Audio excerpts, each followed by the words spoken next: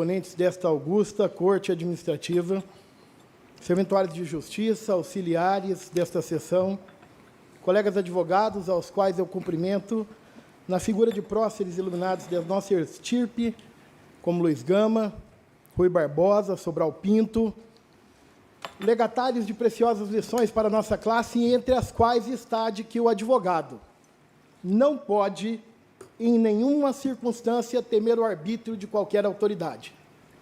E ao advogado não é dado claudicar na defesa dos interesses da Constituição, na defesa da correta aplicação da lei, na justa contenção dos abusos e dos arbítrios.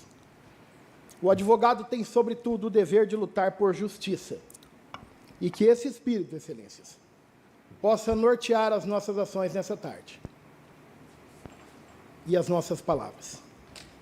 O déspota esclarecido João, sem terra, sucumbiu ao seu arbítrio em 1215, quando, firmando a Magna Carta, consolidaram-se, desde então, os direitos fundamentais de primeira dimensão que asseguram ao indivíduo a sanha de se proteger da sanha persecutória do Estado. Dentre esses está o respeito ao devido processo legal, a ampla defesa, o contraditório e a garantia entre as quais de conhecer daquilo do que se lhe acusam. E apesar da desgraçada e irreparável mácula que fora feita à imagem do juiz da Silva, na sessão anterior, em que exposta na sessão pública de julgamento toda a condicionante de um processo em que só há a palavra da acusação, ali ao menos foi revelada uma leivosia até então desconhecida pelo acusado, porque ali foram expostas como razão para subsidiar todo o processado até então, uma pretensa relação existente entre o senhor perito nomeado e o sogro do senhor juiz da Silva. Coisas que se ouvia de cogitação, mas nunca tinha se ouvido em lugar algum. E não se sabia. E quando não se sabe do que se defende, não há como se defender. Mas que bom, quanta felicidade em conhecer a mentira que espalham sobre você. Porque mentira tem perna curta, diz o ditado. E é bom esclarecer a vossas excelências desde já, que imediatamente após aquela sessão, o primeiro ato que nós tomamos foi o de desistir do recurso, então interposto nesse primeiro PAD que acabou de ser julgado, para que o quanto antes se processe, para que o quanto antes se dê andamento a ele, porque o efeito suspensivo que nele havia, não havíamos sido nós que havíamos pedido. Porque lá nós queremos provar, excelências, com contundência, que o sogro do senhor juiz da Silva se trata de uma pessoa com mais de 80 anos, um octogenário que, embora tenha tido questões com a justiça há mais de 40 anos, ao menos por sua idade, deveria ter o respeito e a dignidade de não ser citado publicamente em meio a todo esse imbróglio, quanto ao menos ver o seu nome manchado dessa forma. Provaremos, inclusive, lá neste processo que queremos que ande, provaremos, inclusive, que este senhor, nessa quadra da sua vida, hoje sobrevive de benefício assistencial do governo. Loas. Que Deus tenha pena de quem, por primeiro, tenha tido a maldade de enredar o seu nome em meio a todo esse imbróglio. Dizer quanto às nulidades absolutas que remontam a esse processado demandaria um tempo da qual a defesa não dispõe. Portanto, vamos dizer a título ilustrativo que se esclareça de alto grado, no microfone de público para a imprensa que aqui nos assiste, já que a sociedade tem interesse na publicidade e esclarecimento dos autos, que se esclareça sobre algumas nulidades. Quando, então, por exemplo, da reunião do juiz da Silva com a autoridade inquisidora, e tendo o juiz da Silva redarguido a autoridade inquisidora sobre potencial conflito de interesses, por sua filha estar em vias de ser contratado pela empresa bilionária que tinha suas execuções movidas pelo juiz da Silva, foi, então, informado de que nada disso interferiria na sua condição. Não haveria nenhuma quebra de parcialidade por isso.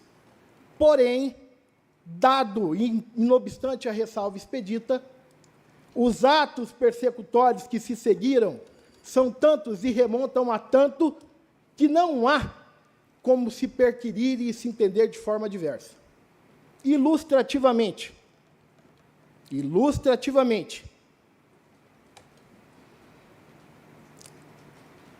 o Supremo Tribunal Federal, o Superior Tribunal de Justiça, diz expressamente que o julgamento de uma exceção de suspeição, o suspeito, o excepto, não pode tomar parte no quórum de julgamento. Diz expressamente isso, sob pena de nulidade. Agora, o excepto julgar e processar a si mesmo e rejeitar a exceção monocraticamente é um procedimento esdrúxulo que não se conhece em direito. O parágrafo 2º do artigo 27 da lei, excelências, da Magistratura Nacional, façam a leitura, o parágrafo 2º, diz que esta sessão que nós estamos fazendo aqui é secreta. Parágrafo 2º do artigo 27. Sem exposição. E tem uma razão para isso. Porque até aqui só falou a acusação. Não houve exaurimento de provas. Não há como expor a imagem se você não sabe se vai abrir um PAD ainda. Não há como se falar que compõe o procedimento de julgamento do PAD, exceto se tiver a certeza do julgamento. E, por fim, no plano das nulidades, há um crime cometido nesse tribunal. E eu não estou falando em tese, eu estou falando no plano concreto. Há um crime.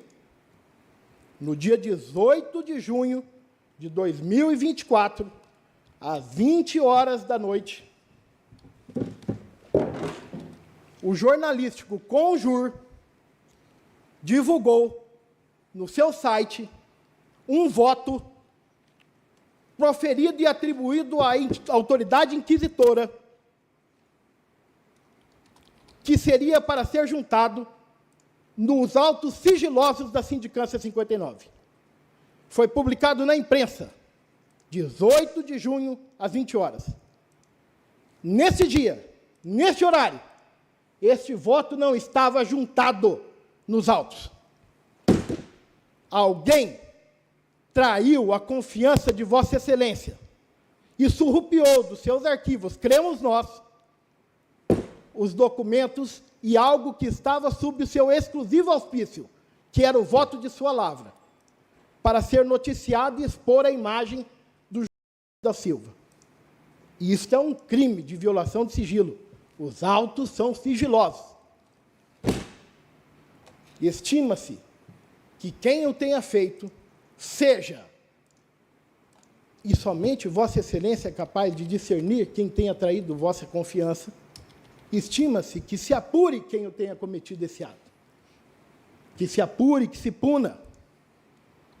Não dá para discernir qual o tamanho ódio ou escusos interesses que motive alguém a expor a imagem deste tribunal, a expor as pessoas, a ponto de, para tentar macular a imagem do juiz da Silva, tenha surrupiado um voto que estava sendo elaborado para divulgar na imprensa e, repita-se, ainda não havia sido juntado aos autos.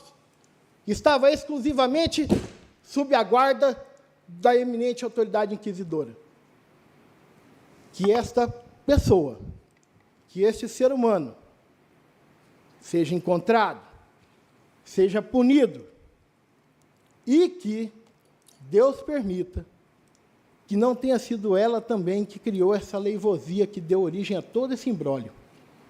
E essa acusação perniciosa que envolve o juiz. Uma pessoa proba que dedicou a sua vida a trabalhar nesse tribunal, primeiro como servidor e depois como juiz.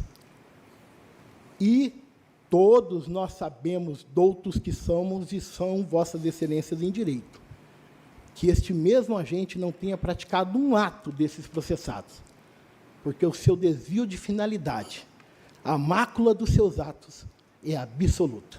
Muito obrigado.